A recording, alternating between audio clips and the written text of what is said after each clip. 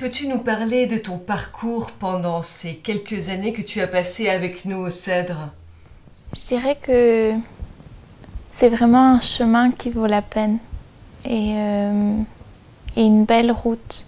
Pas seulement pour le métier qu'on va faire après, le résultat, mais aussi le chemin.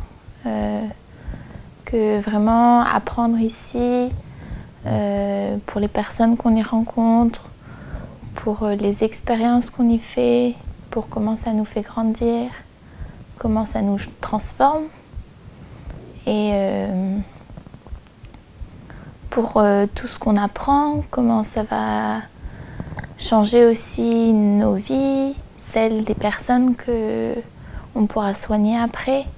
Bah, ça vaut la peine de se lancer là-dedans et que c'est important quand même d'avoir un bon bagage, d'être bien équipé parce qu'après les gens qui viennent, bah, elles peuvent avoir des choses importantes à nous amener comme problématiques et que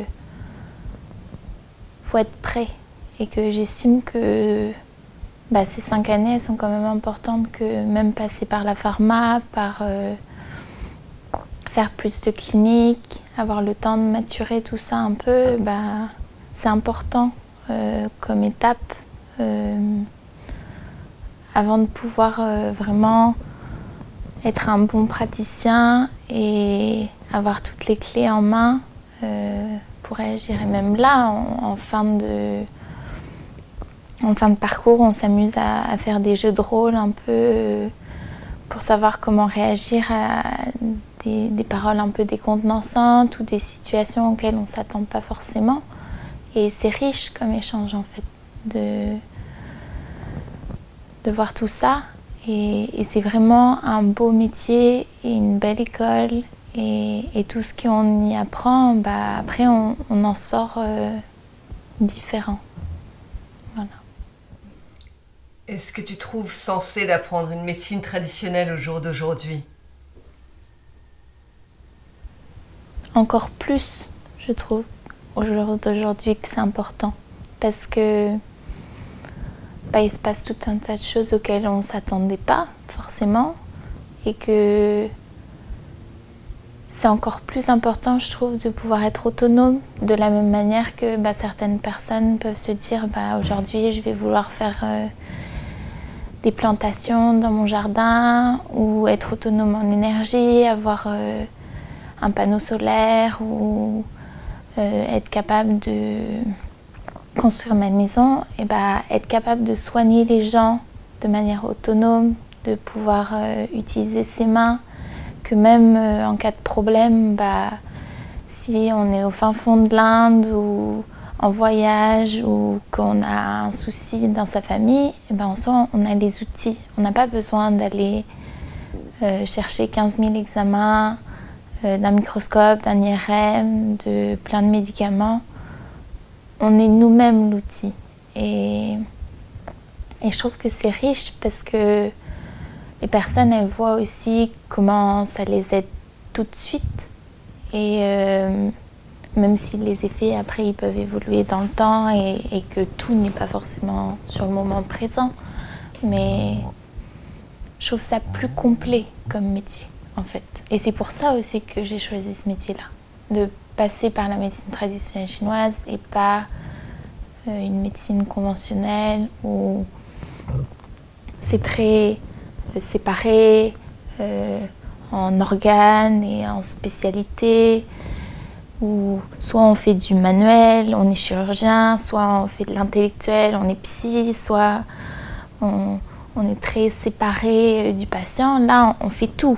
On utilise nos mains, on utilise notre tête, on fait de la cuisine, on réfléchit beaucoup, on interagit avec le patient, on lui parle, on l'écoute, on fait de la psycho. Et c'est ça en fait qui fait que tout ce melting pot, ça fait de la magie et c'est un métier que j'aime autant en fait. Parce que s'il n'avait pas tout ça, je n'aimerais pas comme ça, j'aurais pas choisi ça.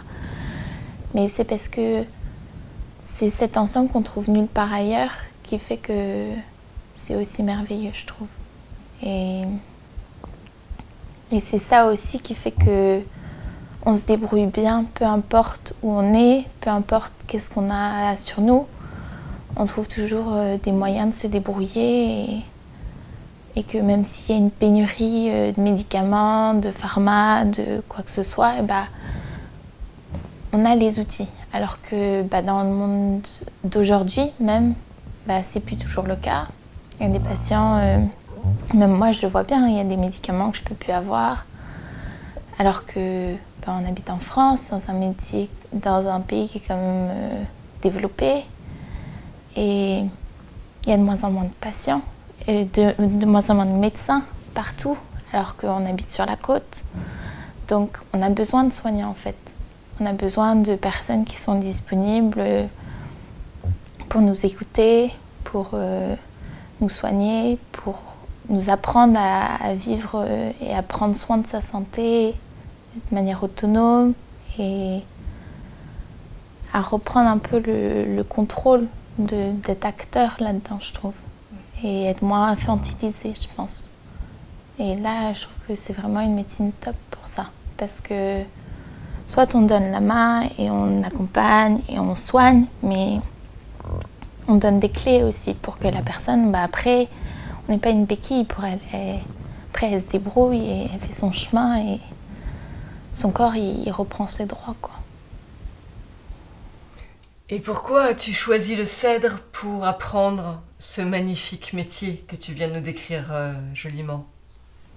De base, j'ai connu ce métier par des amis de ma famille qui faisaient ça, et puis ils ont appris au cèdre. Et j'avais confiance dans cette école parce que elle est quand même là depuis longtemps.